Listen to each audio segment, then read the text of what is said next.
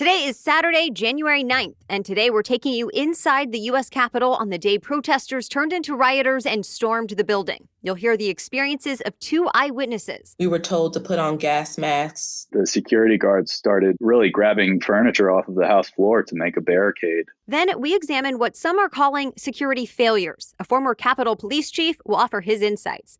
But we start with those firsthand accounts. The Washington correspondent for the Atlanta Journal-Constitution, Tia Mitchell, and Associated Press staff photographer Andrew Harnick. They were inside the House chamber doing their jobs when the chaos at the Capitol began. Welcome to the Newsworthy Special Edition Saturday, when we sit down with a different expert or celebrity every Saturday to talk about something in the news. Don't forget to tune in every Monday through Friday for our regular episodes, when we provide all the day's news in just 10 minutes. It's fast, fair, fun, and on the go. I'm Erica Mandy. It's time for today's Special Edition Saturday. You ready? Let's do this. I was in the House chamber watching debate on Arizona's electoral college votes.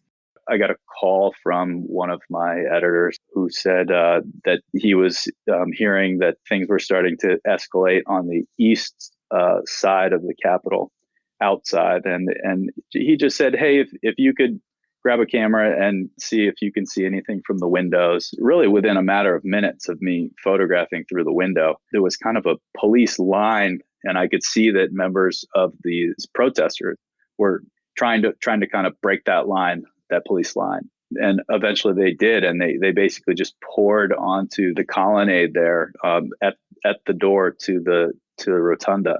And then I quickly heard sounds of breaking glass, shouting, and then there was a substantial explosion that went off. I would only assume that would be like a flash grenade thrown by either side.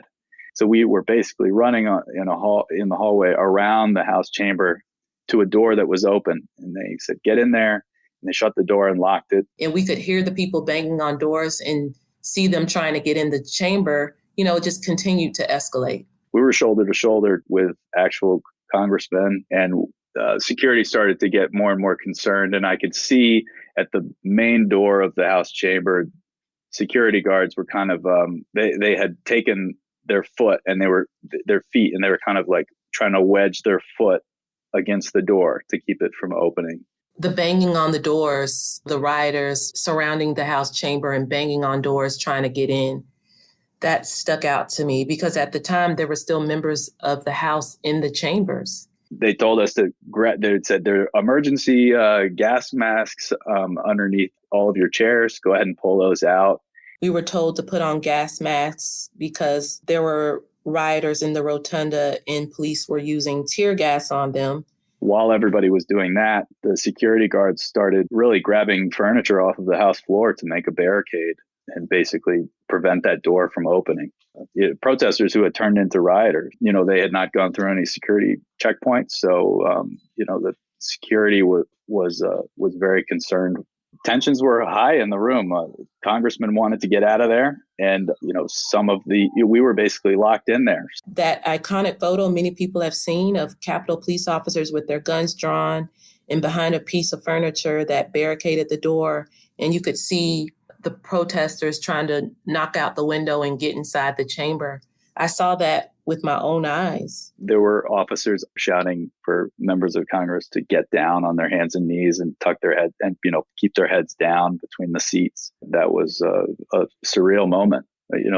There was some fear. There was some anger from members of Congress. And there were some who were basically taking charge and helping members of the police. We started hearing a popping sound. People on the other side were smashing that glass to try to get into the House chamber. At that point, they evacuated the House floor. A member of Congress had enough foresight to say, take your pins off. That signifies that they are a member of Congress. So that, if they came face to face with somebody, that they couldn't immediately identify them as a member of Congress. When they were able to evacuate us from the chamber, we had to walk past where they had taken the rioters and subdued them, had them laying on the floor face down with police standing over them with guns drawn. Eventually, they opened the door and escorted us all down the stairs to the basement and out of the Capitol building to House office buildings, where members of the media eventually found a congressman's office who let us in and just kind of let us stay there for a few hours. It wasn't until we were evacuated from the chamber and put inside another building and could watch on CNN the scene outside the Capitol that I really understood what had happened, the scope of what had happened, the number of people that had surrounded the Capitol. I don't think law enforcement and congressional leaders had fathomed that these protests could turn to people trying to infiltrate, burst their way into the Capitol, vandalize the Senate chambers, bust down windows and doors, to desecrate the U.S. Capitol, especially people who, if you ask them, would call themselves patriots. I just don't think that's something people planned for or expected. When you're in the moment and it's a tense situation, you're really, our job is to cover what's happening in front of us, and you just focus on the work, and you really don't give yourself that chance to kind of think about what's happening. The moments were scary, but I didn't have time to be scared. It was chronicling the moment. It was observing the moment to make sure we could record it for history. I knew that what was happening was important. I knew that what was happening was newsworthy.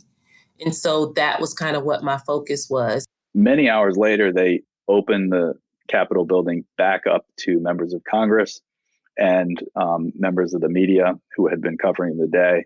And we were allowed to return to the building. The House began debate again. The Senate began debate again. It's a long procedural day for Congress to go through the electoral college votes. So they still had, even after all of this, they still had 4 or 5 hours of work to do. During the late hours, around 1 a.m., I just walked around the building, which was quiet, just to take photographs of the damage. And I found a young congressman in the rotunda with a big trash bag, and he was just picking up debris, damage, and trash in the rotunda. And heavily armed ATF police agents pitched in to help him clean up. Just thought that was a touching moment. Over the course of the day, there were some nice moments, members of Congress kind of touching each other's arms and kind of trying to reassure them during the most tense times. More often than not in politics, when the debate is over,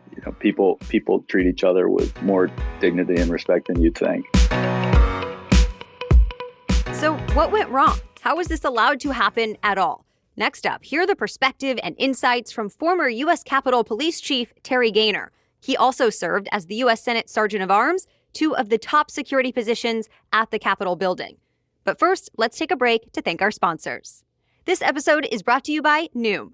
Noom says if you want to lose weight, it's not about one thing you ate today, but how you eat in general. Noom teaches you about eating, your cravings, and how to build new habits so you can ditch your misconceptions and get smart about food and the choices you make. Yes, Noom focuses on healthier habits, feeling good about your choices, and having an improved sense of self-worth and mood. And Noom says it wants to work with your lifestyle so you don't have to commit to a rigorous plan or feel bad about going off track for just a day. Based in psychology, Noom teaches you why you make the choices you do and gives you the tools you need to replace your habits with healthier ones. And since everyone is busy, that's why Noom does not demand much of your time. They only ask for 10 minutes a day. So sign up for your trial today at Noom, Noom, Noom.com/newsworthy. There's a science to getting healthier. Sign up for your trial today at Noom, Noom.com/newsworthy. That's Noom.com/newsworthy. Also, thanks to our sponsor, Rothy's. I'm sure you've heard of this company by now, but if not, they make stylish shoes, bags, and masks that are also sustainable. Yes, Rothy's makes shoes and accessories out of plastic water bottles, and they're completely machine washable. So whenever you need a refresh, just throw them in the wash. It's that easy. In fact, I have a pair of red Rothy's flats that I love, and I've been wearing a ton even since last winter, and they're still just as stylish, comfortable, and durable as they were back then. I have also since bought the Lace Up later in 2020. Their best-selling shoe, though, is the Point in Black, and it's no surprise it has more than 3,000 near-perfect reviews. Plus, Rothy's products come with free shipping and free returns on eligible items, so you can buy without worry. Check out all the amazing shoes, bags, and masks available right now at rothys.com/newsworthy. That's Rothys, ROTHYS, rothys.com/newsworthy. Style and sustainability meet to create your new favorites. Head to rothys.com/newsworthy. Okay, now here's my conversation with former Capitol Police Chief Terry Gaynor. Chief Gaynor, thanks for coming on the Newsworthy. Erica, I'm glad to have the opportunity. I hope I can be instructive for everybody. From what you know so far and from what you watched unfold on Wednesday, how do you think that it did get to the level that it did? And what was your reaction to see that happen? Well, Erica, number one, I was stunned because I wouldn't have thought for a minute that people could storm and get inside of the Capitol. And as it got worse, as it unfolded, I felt sicker about it. How it happened on first blush, without going through a lot of records and looking at tapes and timelines and all that, it would appear clearly that there were not enough officers to respond to that big a group.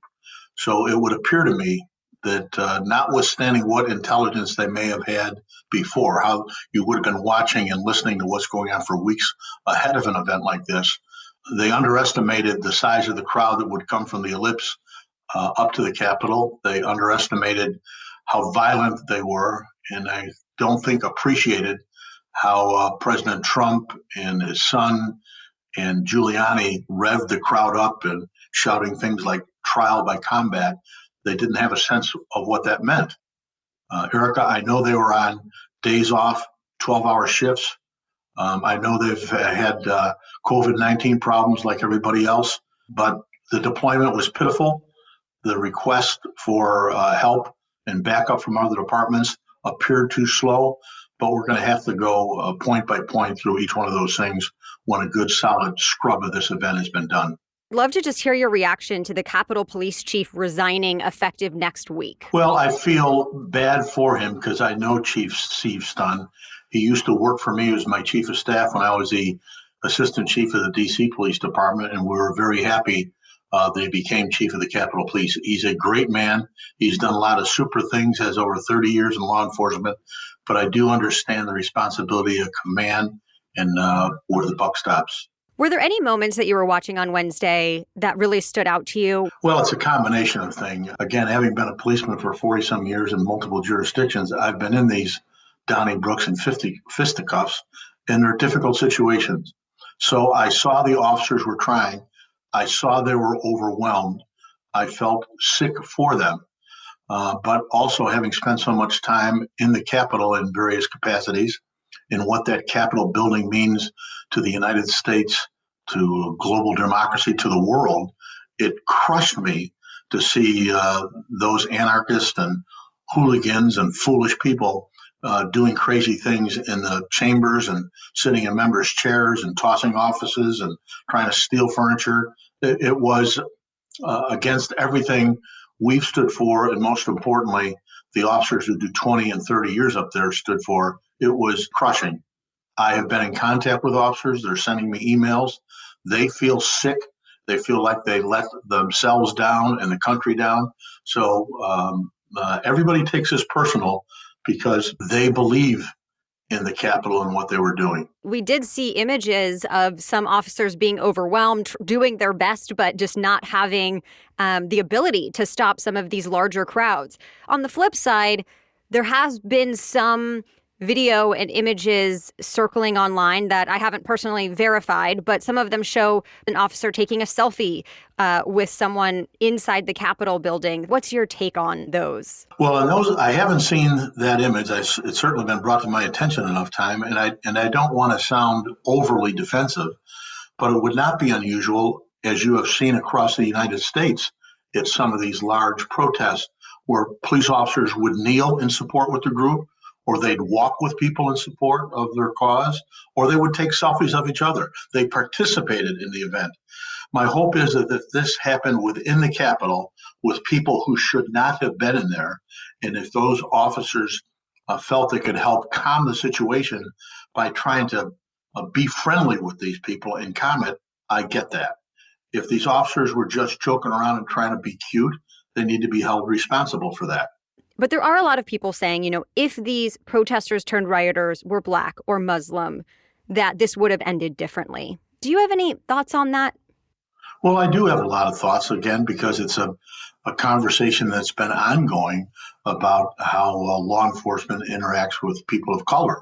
And police leaders and police officers have been trying to overcome in any number of jurisdictions how they can be better partners with communities where there's distrust, especially where it's people of color. So I've been in conversations about this. I heard this.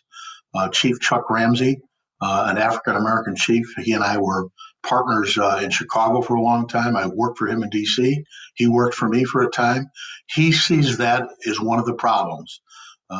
In conversations with him on CNN recently, I said, Chuck, I just didn't see it that way.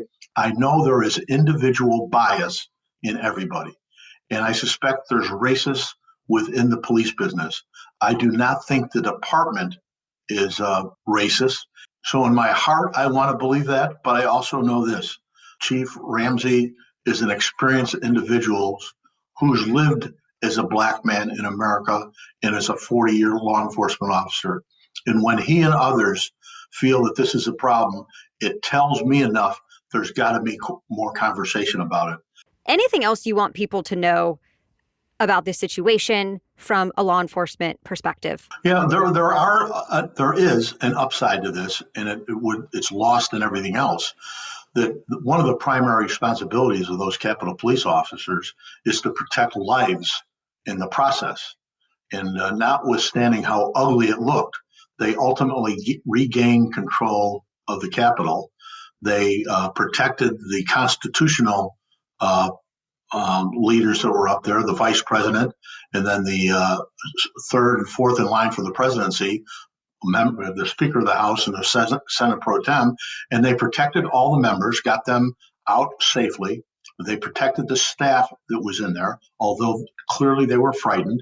They recaptured and swept the Capitol so the legislative process could begin. What happens from here? How are things going to look different, if at all? Well, they've already put up a partial fence. There'll be a review. I mean, they're holding the three top people in the security business responsible by moving them out of their jobs and in fact, firing them. With a review then, hopefully it won't happen again. But the other portion of this, there's some question about why weren't there more arrests.